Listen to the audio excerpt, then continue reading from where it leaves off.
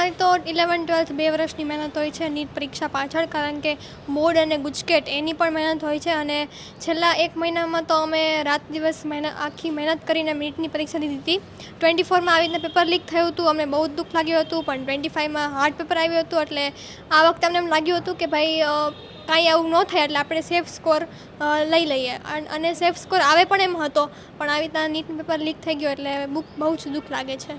ઘણી બધી અસર પડે છે, અને વધારે અસર તો ડ્રોપરને પડે છે, કારણ કે એ લોકો 1 વર્ષ આખું બગાડીને નીટની એક્ઝામ માટે પ્રિપરેશન કરતા, અને વળી પાછું આવી રીતના આવે કે ભાઈ હવે નીટ પેપર વળી પાછું લીક તો વળી પાછું એ લોકોને મહેનત કરવી પડે છે આખા 1 વર્ષ માટે. દુઃખ લાગે છે, કારણ કે અમે 11-12 ઘંટા તો એમનેમ જ સખત મહેનત કરી હતી, અને લાસ્ટ નીટમાં તો બહુ જ મહેનત કરી હતી, કારણ કે અમને થયું હતું કે ભાઈ આ વખતે પેપર અગર હાર્ડ આવે તો પણ અમારો એક સ્કોર બની જાય અને અમે MBBSમાં પ્રવેશ કરી લઈએ. એટલે અમે આ વખતે બહુ જ મહેનત કરી હતી, અને આવી રીતના છેલ્લે કહેવામાં આવે કે ભાઈ નીટ પેપર રદ થયું છે, બહુ જ દુઃખ લાગે છે. સરકારને એક જ અપીલ છે કે ભાઈ આવી રીતના રાષ્ટ્રીય લેવલની નીટ અને JEE એક્ઝામ, JEE ઓનલાઈન છે અને નીટ પેપર પેન મોડમાં છે, પણ કહેવાય ને કે JEEમાં આવી રીતના થતું નથી, પણ નીટમાં થઈ છે, અને બહુ જ દુઃખદ લાગે છે.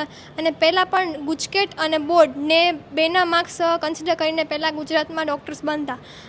આ વખતે પણ મને લાગે છે હવે એ વખતે આવું સિસ્ટમ વળી પાછું ઓન કરવું જોઈએ, કારણ કે નીટમાં તો આવું થતું બહુ જ જોવા મળે છે. 16માં પણ થયું હતું, 24માં પણ થયું હતું, પણ જે બોર્ડ અને ગુજકેટ સ્ટેટ લેવલની એક્ઝામ હોય અને એવી રીતના પછી તમને MBBSમાં પ્રવેશ મળે એ ઘણું સારું રહેશે.